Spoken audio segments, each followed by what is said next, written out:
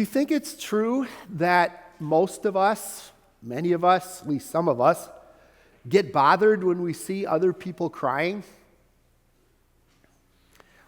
I think that's probably true for many or most of us, because when somebody's crying, what's usually happened? Usually there's been some sort of pain, there's been some sort of disappointment, there's been some sort of hurt that's taken place, and I don't think most of us don't like to see people going through pain and hurt and struggle. Is that true? I think it might be. A funny thought in regards to it comes from an old movie. It's the Tom Hanks movie, A League of Their Own. Some of you may remember it. I see a few heads nodding up and down. It was the story of Tom Hanks being the manager for a fledgling women's professional baseball team. I think it was actually set in like Sheboygan or Kenosha or Racine or something like that. I think Racine? Okay. Yeah, I thought it was set in southeast Wisconsin here somewhere, and it was a professional women's baseball league that lasted for a while. Well, Tom Hanks is a man. He was managing a bunch of ladies. He wasn't used to doing this. This is the first time he's ever done it. At one time, one of his players was crying, and Tom Hanks had no idea what to do. And so what he says is, "Hey, no, there's no crying in baseball." It's become kind of a iconic line that has lasted and outlived the movie by far. But I also think it's true that most of us don't quite know what to do when we see people crying. And so we come to the Garden of Gethsemane.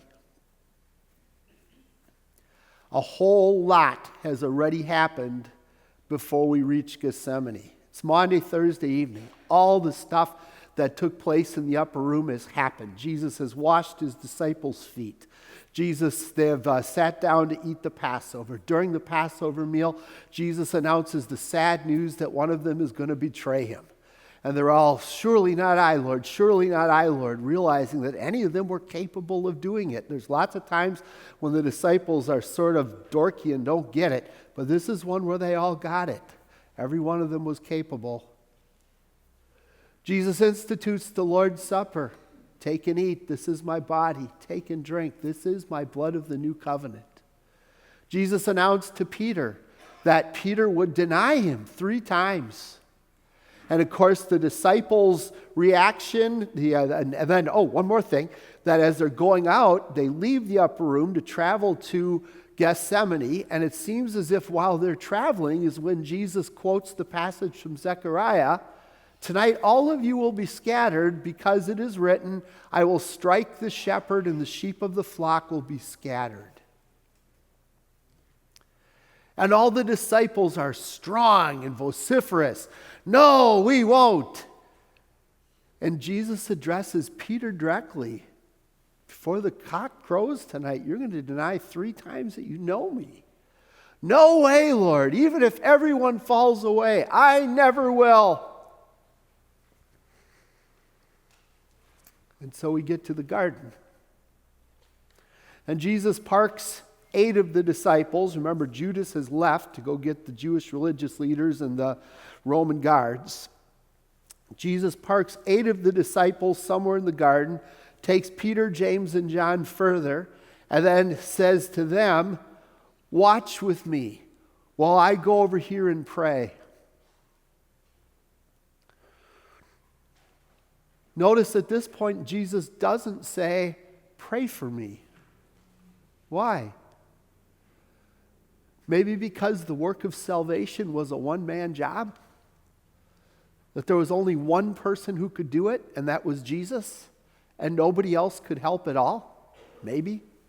Put it on your bucket list. When we get to heaven, we can ask. And then Jesus goes further away, and we're told he began to be very troubled and distressed. 2 different Greek words are used. They're both really strong. You don't need 2 words to say it. It's the same thing, basically. Why 2 words? To help us see the immensity of this. Can you imagine? This is God. This is the Son of God. And how is he feeling? He is torn up. Why? Because the payment for sin was going to be so hard. And he says to the disciples, overwhelmed with sorrow is my soul to the point of death. I just gave you the Greek a little bit more literally. The thought of overwhelmed with sorrow is the emphasis in the Greek. Watch while I go and pray. In his prayer, he's struggling. He's crying. Are you happy to see it? That Jesus is crying?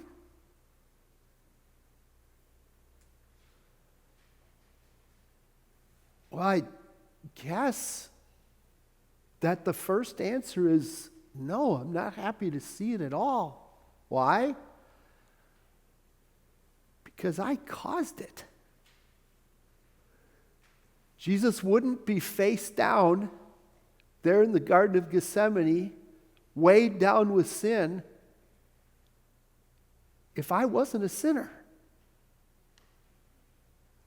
I'm the cause of the Son of God being face down in Gethsemane's garden.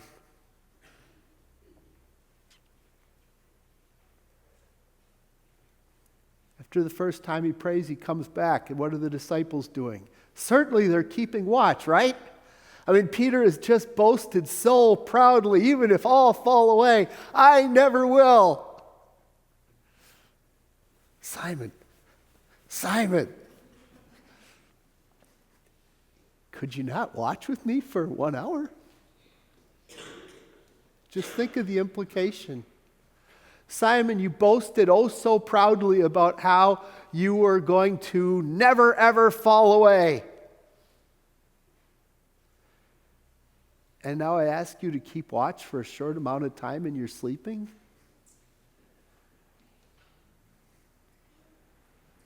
But oh my, it sounds awfully familiar, doesn't it?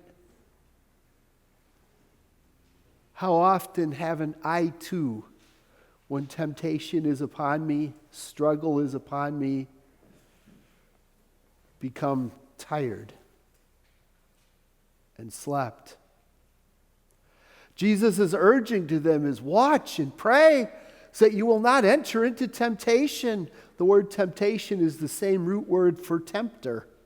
That when I yield to temptation, I'm yielding to the tempter. That when I yield to temptation, I'm giving myself over to not God, but to the devil, to the tempter. Watch and pray so you'll not enter into temptation. Willing is the spirit, but the flesh, it's sick. It's weak. Oh, so true, isn't it? And it happens a second time. And what does Jesus continue to do? Continues to pray. And you see the amazingness of his willing love for you and me. Father, anything's possible for you. You can do anything. If it's possible for this cup to pass from me, that I don't have to drink it, please take it away. But not what I am willing. What you are willing. Again, that's a little bit more emphasis from the Greek. Father, I will set aside my own desires, my own wishes, my own wants. I'm willing to face the pains. I'm willing to face the horrors. And you know what one of the biggest horrors of it was? The fact that it was going to be the Father who was going to be doing the striking. I will strike the sheep, I will strike the shepherd, and the sheep of the flock will be scattered. Who's the I? Who's the I who is striking the shepherd? It's the Father. The intricacies of the Trinity go way beyond our ability to even start to comprehend. But the Father and the Son are united more than any other unity that there is in the world. And who is going to strike the Son? The Father. Can we understand why my soul is overwhelmed with sorrow to the point of death? Is what's on Jesus' lips. The immensity of this, the enormity of this, I love the way the hymn writer put it in our hymn that we just sang.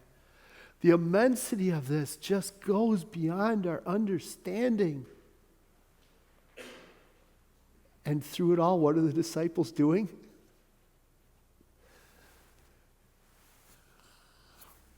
Sleeping and resting. An angel comes to strengthen Jesus. Can you imagine? A creature has to come to strengthen the Creator? What? In what universe does this make sense? Do you see the humble love of your God for you? That Jesus was willing to humble himself to that extent? It's amazing, isn't it? And finally, after the third time, Jesus comes back to the disciples. He either asks them, "Are you still sleeping and resting?" Or he says to them, ironically, "You're still sleeping and resting." The Greek could go either way. Then he says, "Enough. Get up. Rise. Let us go. The one who is betraying me isn't here. The hour is at hand when the Son of Man, behold, the Son of Man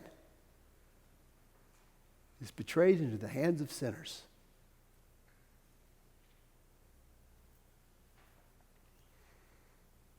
Note what Jesus doesn't say. "Quick, get up. The betrayer's near. We got to get out of here." Notice what Jesus doesn't say. "You jerks, I asked you to watch with me for an hour and you couldn't even do it."